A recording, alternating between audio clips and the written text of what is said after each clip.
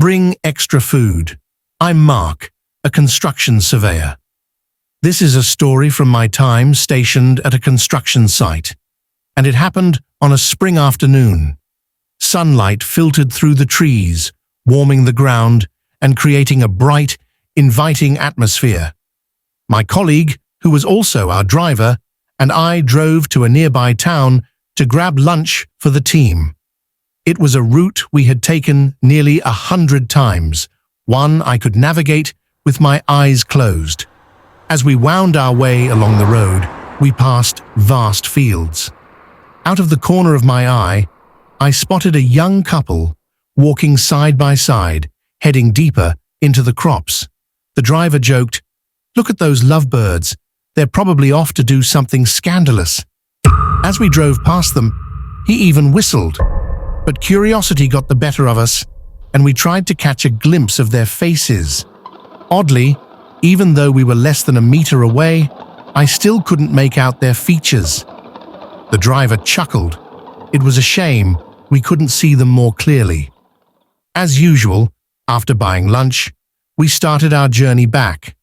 Everything seemed normal until we tried to cross the fields and realized we couldn't find our way. What usually took just 30 minutes was now stretching into 2 hours, yet the scenery remained unchanged. I growled in frustration. "Do you even know how to drive?" The driver said nothing, but his expression grew tense, suggesting he was grappling with something I didn't understand. He suddenly stopped the car and grabbed the 2 sandwiches we had just bought, heading toward the fields. I felt confused, unsure of what he was planning. His strange behavior cast an unsettling shadow over me. He walked to the center of the field, placed the sandwiches down, and began mumbling something under his breath, as if apologizing to an unseen presence and inviting them to eat. A chill ran down my spine, and I felt increasingly uneasy. When we got back in the car, the driver looked pale, gripping the steering wheel tightly. At that moment, it was as if the car was guided by some mysterious force. It felt like the driver suddenly knew the way, and before we knew it, we had driven straight out of the fields and back to the construction site. The suffocating tension seemed to lift with our return. When we arrived, our colleagues were waiting for us, looking puzzled and questioning why we were so late. My mind was racing with a million questions, but I was too exhausted to speak. Everything felt surreal, like a strange dream, and neither the driver nor I explained what had happened that day. However, I did pick up a new habit. Whenever heading out to the wilderness, I made sure to pack extra food. I've never spoken of this experience to anyone, and I've completely lost touch with those colleagues from that night. Yet I realize that some shadows are too dark to forget. The red-dressed woman's whisper, "My name is Mark. I majored in civil engineering in college and embarked on a career as a surveyor after graduation. My job usually takes me to remote places, often requiring me to stay on site for 2 to 3 months at a time. In the winter of 2015, I was working the night shift with 2 colleagues. On that particular night, we found ourselves on a construction site at around 1 a.m., preparing to conduct tests in a deep pit. To lighten the mood, I played Uptown Funk on my phone.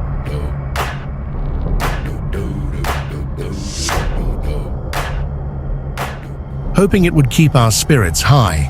However, despite our efforts, the 2 numbers we were trying to stabilize kept fluctuating, making it impossible to proceed. As we were busy working, I suddenly caught a glimpse of something out of the corner of my eye.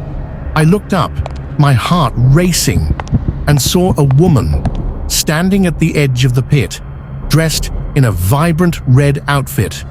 She was surrounded by colorful little flags marking the perimeter and a caution tape swaying behind her. With a mysterious smile on her lips, she was looking straight at us. The pit was deep, and the silence of the night made her laughter echo unnaturally in my ears, sending chills down my spine. Despite my overwhelming unease, I pretended to be calm and kept the encounter to myself, avoiding sharing it with my colleagues. After we wrapped up work and returned to our small cabin, I struggled to shake off the feeling of dread. About half an hour later, I couldn't hold back any longer. I confessed to my colleagues what I'd seen. To my surprise, they revealed that they had also spotted the same woman, and their descriptions matched mine almost exactly. We quickly realized that there were no other residents within a 5-kilometer radius, and the site was devoid of any women. The realization sent a wave of anxiety crashing over us. Trying to forget the bizarre incident, we decided to watch a movie, but the exhaustion from work took its toll, and soon enough, we drifted off to sleep. I don't know how long we had been asleep, but a loud, urgent knock on the door jolted me awake. My heart raced as I sprang from my bed. Opening the door, I found a middle-aged man, around 50, looking flustered. "I'm the crane operator," he said. "I got lost and ended up here. I don't know how to get out." Unsure of how to help, I suggested he use GPS, since I also didn't know where he needed to go. After he left, I glanced at the clock. It was now 3 a.m., and we all felt something was off. There had been no sound of a vehicle approaching or leaving at all.